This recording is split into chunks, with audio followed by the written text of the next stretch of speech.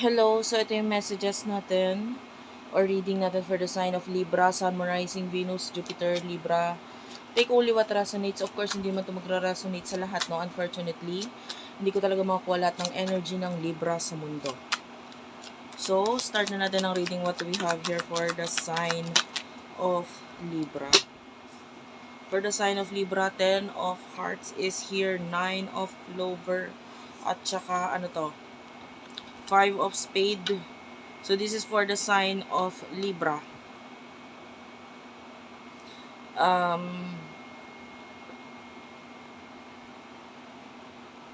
Nakakita tayo ng mga challenges pagdating sa area ng family. Okay? Ace of Clover is here. Might be there's someone sa family mo ang nagkakaroon ng problem. Kung hindi man ikaw literal ang may problema sa pamilya, it could be your family na nagkakaroon ng problem. And sabihin na natin nagiging affected ka dito sa mga bagay na ito. The King of Spades is here. 10 of Diamonds at the bottom of the deck. So nakikita natin affected ka dito. Kung hindi mo to energy, kasi yung iba sa inyo cross-watcher yung nakukuha kong energy eh. So kung hindi ikaw ito, this could be your person na na energy. Of course, this is love reading, timeless love reading. Kukunin ko yun sa'yo at saka yun sa person mo. Pero pwedeng ang nakuha ko yung sa person mo kung hindi ka nakaka-relate sa part na to.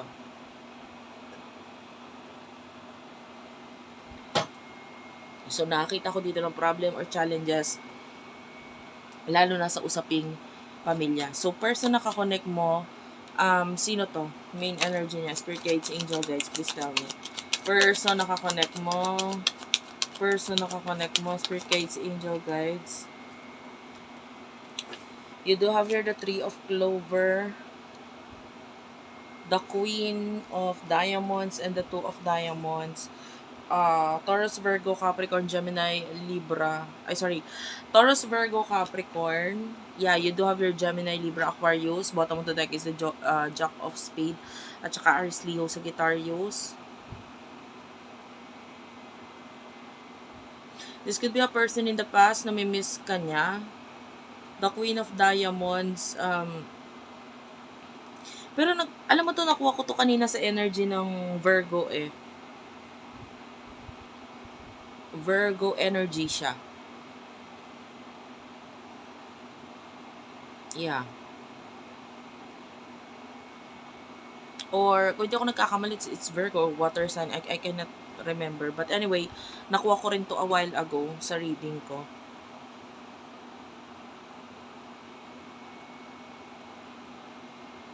So, nakakuha tayo dito ng energy ng person na parang namimiss ka nitong person na to, pero ang focus niya kasi money, finances, career. Ganon. Namimiss ka niya, pero wait lang, focus ako sa pera.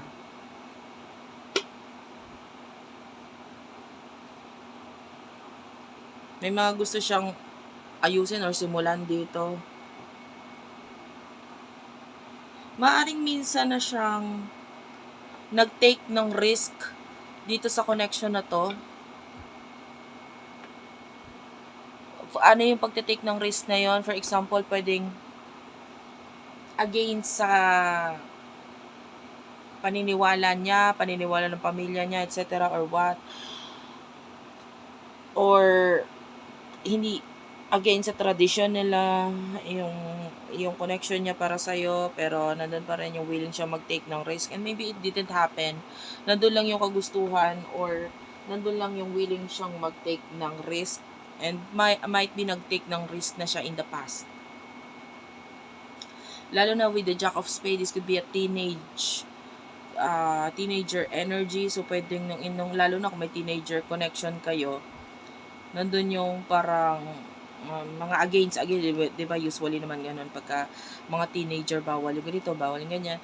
And, nandun yung, hindi, willing akong mag-take ng risk sa'yo or makipag-connect, makipag-relasyon. Parang ganun yung energy. Or if that is not the case, it could be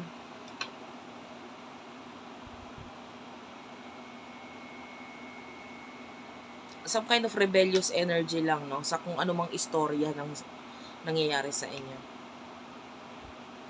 Emotions. Wait lang. Okay, what's the emotion here? Spirit guides, angel guides. Spirit guides, angel guides. You do have here the 3 of hearts, the 2 of hearts, the Queen of Spades. So, ikaw yung medyo nakikita nating aloof dito sa connection. Maiwas or malayo or pwedeng may pagka-cut off, the 2 of hearts and the 3 of hearts. Pero gusto mo makipag-reconcile, no? Gusto mo ng relationship, partnership, connection sa inyong dalawa. You love the person, mahal mo siya. Pero with the Queen of Spades, I don't know, it feels like pakipot or lumalayo, umiiwas, gano'n. It could be because, kasi nga, although nandun yung okay lang sa kanya or willing siyang mag-take ng risk, maybe kasi, mas tinitignan mo pa rin yung realidad ng connection na ito. So, parang ikaw, nagpaparaya ka or kung hindi pwede, parang ganon. And ikaw yung parang nasa katinuan, sabihin na natin. Which is, sabi ko sa'yo, this could be a cross-watcher energy. Honestly, wait lang, nagalaw. Honestly, yung Libra kasi, they are hopeless romantic sa lahat ng zodiac. Importante yung romance, and because of course Libra rules romance, rules marriage, ayan, sa astrology. And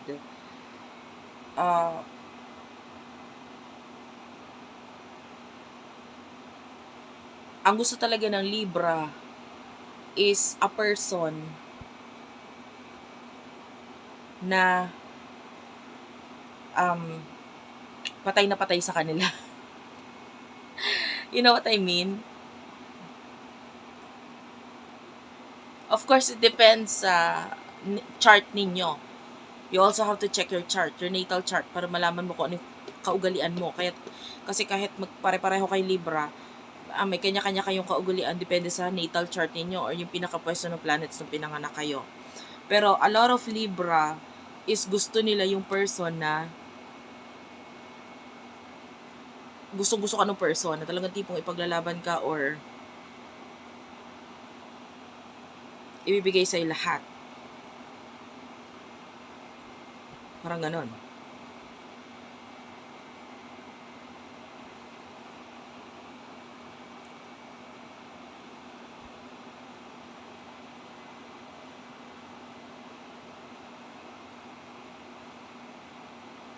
Rather than do sa person na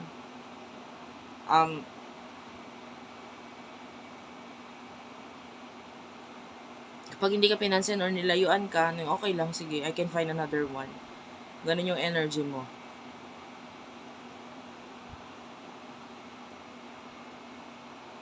Pero dito, sabi ko nga, kaya cross-watcher yung energy na kukuha natin kasi ikaw yung mailap dito, ikaw yung malayo. Ano ba emosyon ng person na to for you? Ace of Hearts. Oh, 'di ba? This person loves you. Mahal ka nitong person na to. Kaya nga siya willing mag-take ng risk eh. 8 of Clover, 2 of Diamonds. Pareho naman kayo. You love the person. Mahal ka rin niya. The 8 of Clover is here. Kaya nga parang kasi hudang anong sasabihin ng family niya or what. It doesn't matter. Wala siyang pakialam. I will just do what I love. I will just do what I want. Kind of energy. 9 of Diamonds. Andiyan lang siya lagi eh. Para sa'yo.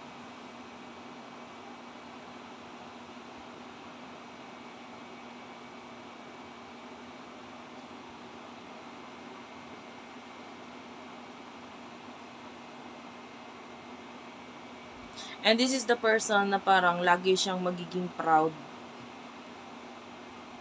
Kung halimbawa nagkaroon ng connection sa inyo, like relationship, this person will always be proud sa'yo. Parang ang swerte niya sa'yo or para sa kanya, you are someone na pag nagkaroon ng connection sa inyong dalawa, hindi na niya yun para sayangin pa. Mahal ka niya. Mahal ka niya. Mahal mo rin naman eh. Kaya lang, hindi mo lang alam kung paano i-deliver or paano sasabihin or paano a-actionan yung emotions na nararamdaman mo para sa kanya. Siya naman din pwedeng ganun. Kasi wala ko na nakikitang actions dito eh. Ang action card na nakikita natin is more on pagka-miss sa'yo, like, I'm willing to take the risk, pero walang first move tayo nakikita. Anyway, in the future, what is the message in the near future for the both of you? In the near future, in the near future for the both of you. In the near future for the both of you. In the near future for the both of you. Spirit guides, angel guides. In the near future for the both of you. You do have the King of Diamonds, Ace of Clover, the Jack of Spade, and the Jack of Hearts. Okay. Seven of Spades is at the bottom of the deck. Kanina ko pa nakikita the angel number 77. Like, nagpakita na siya kanina pa eh. Another one ngayon, 77. Actually, it's 37 na nakikita ko dito sa card. Oh, 4, 4, 7. Okay, so, sabi ko nga, 77, 777, and or 7, 7, apat na 7. Actually, sa angel number, the 77, you have to search that online, Google. Tignan mo kung ano yung pinaka magre-resonate sa'yo, lalo na kung laging ipapakita yung angel number na yun sa'yo. Or this could be a message for you na you have to focus on your health. Alam mo kung ano yung mga bawal, huwag mo abusuhin yung katawan mo. Kung ano yung mga kailangan mong gawin, focus on your exercise, and etc. Focus on your health. Kung ano yung magandang idagdag sa hobby mo ngayon na makakatulong na mas mag-improve yung health mo, do that. Okay? Do that.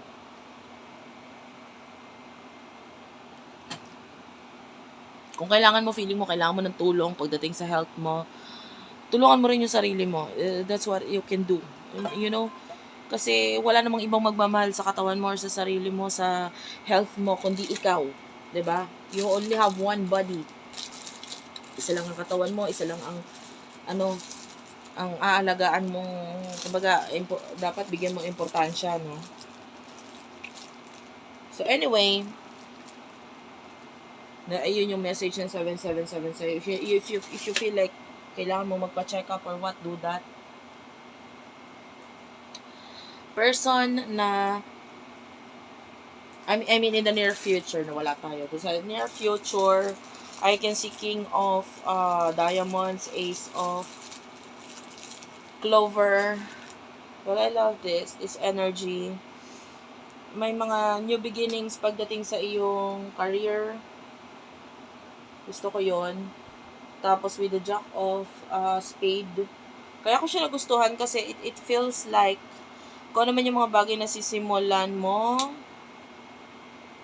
pwedeng magbigay ng magandang outcome para sa'yo. Tapos with the King of Diamonds, yung iba sa inyo, sa usaping professional ha, pwedeng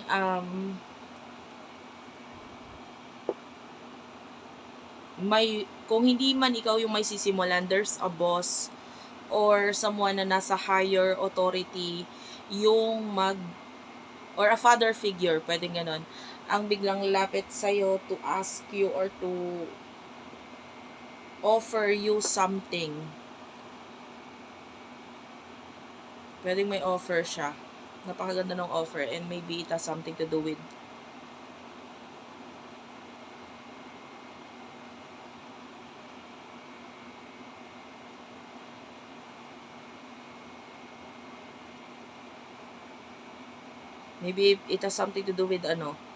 with money, pagkakitaan mo, or makakadagdag sa source of income mo. It's not that big kasi, hindi siya ganun kalaki. Pero the offer can actually somehow i-boost or tutulungan ka and pwedeng makatulong ito sa'yo. You need to you have family member, it could be a family member. Pay attention dun sa offer, i-grab mo. The Jack of Spade and the Jack of Hearts pagdating sa, I mean, these are people. Lumalabas ito as people na pwedeng nagkakaroon ng paghanga sa'yo. Pero nandun yung focus or attention mo dun sa particular person. Meron, nakikita tayong isang person. And it could be kung wala pa ngayon in the future na mas nandun yung attention mo dun sa person na yon. And it could be kasi mas marami siyang kayang i-offer sa'yo financially. And of course, pwedeng sa usaping financial, medyo nakatingin ka rin doon. So, maraming kayang i-offer sa itong person na to. Or kahit hindi sa'yo, no? Marami siyang kayang i-offer and kahanga-hanga siyang klase ng tao kaya mo siya magugustuhan. And marami nagkakagusto sa'yo but there's this particular person na talagang nandun yung attention mo or pagkakagusto mo. Ayan. So, that's it for now. Thank you for watching, guys. I love you all and bye-bye.